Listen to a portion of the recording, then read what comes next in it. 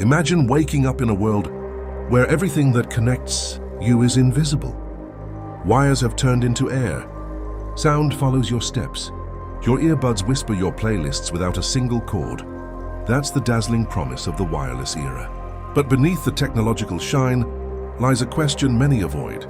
What does this invisible cloud of radiation do to our bodies? This text dismantles the comfortable narrative and reveals, in the language of those who want you to wake up from the matrix, what research actually shows and what it doesn't prove. Radiation has become a war word, but we must learn to distinguish. Bluetooth transmits using low-power radio waves, the same band as Wi-Fi. These waves are non-ionizing. They don't have enough energy to break chemical bonds or ionize atoms, unlike X-rays or UV light. Still, non-ionizing isn't necessarily the same as harmless. So, because the interaction between electromagnetic fields and biological tissue may cause effects that don't depend on DNA breaks, for example, through biophysical alterations or cellular signaling pathways. International organizations and standards groups consistently state that exposure to wireless network signals, including Bluetooth and Wi-Fi, at everyday levels has not been proven to cause adverse health effects in humans. But caution.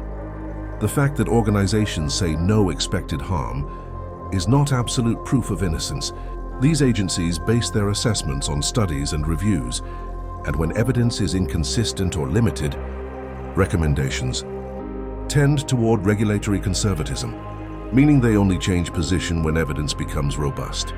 Over the past 2 decades, hundreds of studies have investigated radio frequency exposure and repeatedly reported signals of increases in molecules linked to oxidative stress, free radicals, lipid peroxidation, and reductions in antioxidant enzymes, changes in inflammatory and apoptotic markers, programmed cell death, effects on the blood-brain barrier, neuronal activity, and gene expression in some models, reports of sleep disturbance, headache, fatigue, and irritability in human experiments and subjective surveys, often with mixed results and possible placebo-nocebo effects.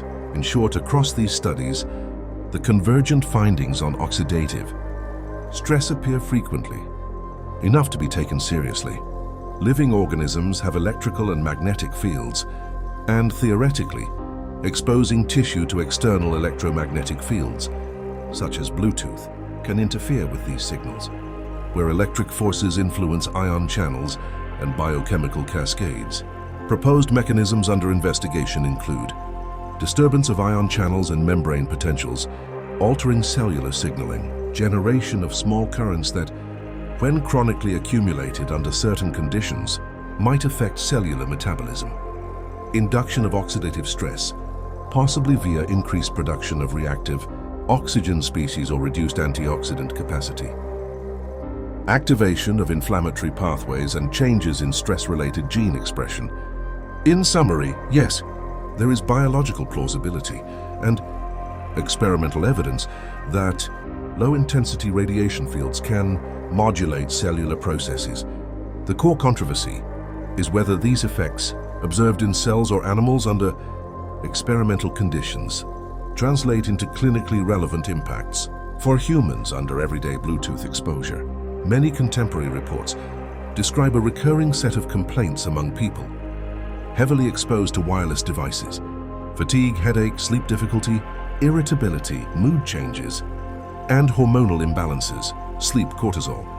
If such radiation contributes to mild oxidative stress and brain inflammation, it could affect neurotransmitters, the hypothalamic pituitary adrenal axis, and sleep patterns, producing exactly fatigue, irritability, and insomnia. This remains a hypothesis supported by preclinical evidence, but not yet unanimously confirmed in humans. Oxidative stress is the technical term for when there's an imbalance between free radicals and the antioxidant mechanisms that neutralize them. This imbalance is a common pathway in many diseases, from aging to neurodegeneration.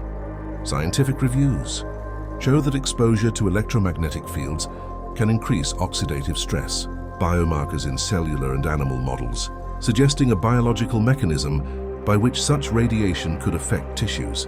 2 points often confuse the debate. Power. Bluetooth operates at much lower power than a cell phone transmitting next to your ear. Practical studies indicate that exposure from Bluetooth earbuds is typically tens to hundreds of times lower than direct cell phone exposure at the ear. That reduces but does not eliminate potential risk. Frequency. The frequency, 2.4 GHz, is the same as Wi-Fi. But exposure patterns, duration, power proximity differ. A Bluetooth earbud transmitting right inside the ear canal can deliver continuous localized exposure for hours, meaning proximity partially compensates for low power. Why does no one talk about it? And why could that silence be dangerous? Institutional silence has several roots. Mixed evidence. Reviews and agency reports often conclude no convincing evidence for adverse effects at routine exposure levels. Reducing political urgency. Industry interests. Wireless technology is a powerful sector. Public risk discourse is always vulnerable to capture by vested interests. Methodological difficulty. Running long-term. Well-controlled human studies on highly variable daily exposures is expensive and complex. Science dislikes easy certainties. Nocebo versus real signal. Subjective. Reports of discomfort can be influenced by both exposure and cultural expectations. Yet the fact that a symptom may be amplified by the nocebo effect doesn't mean all reports are invalid. So while the silence is partly due to scientific caution and regulatory prudence, there's also a legitimate gap where better targeted research and greater public transparency would be welcome. If you want to exit the matrix in practical terms, to reduce exposure and regain autonomy, here are simple, reasonable steps. Use wired connections whenever possible. Wired headphones eliminate the local radiation source near your head. Limit continuous Bluetooth use. Take breaks. Don't sleep with connected earbuds. Prefer low-power or eco-mode devices. Many have such settings. Keep devices away from your body. When not in use, pockets near the torso multiply exposure. Turn Bluetooth off when not needed. Use airplane mode during sleep. Children. Thinner skulls and developing brains absorb more energy. Minimizing unnecessary exposure is prudent. These measures are low cost and potentially beneficial, even if the risk is small, with no evident health downside. To exit the matrix means not automatically accepting that technology is entirely neutral.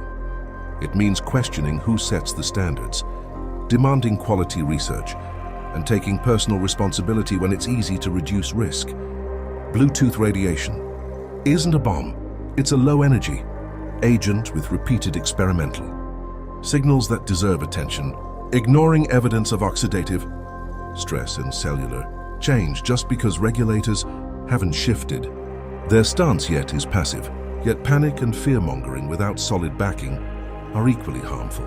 Technology has reshaped our lives at breakneck speed. Bluetooth brought mobility and freedom, but also exposed our tissues to something we don't yet fully understand.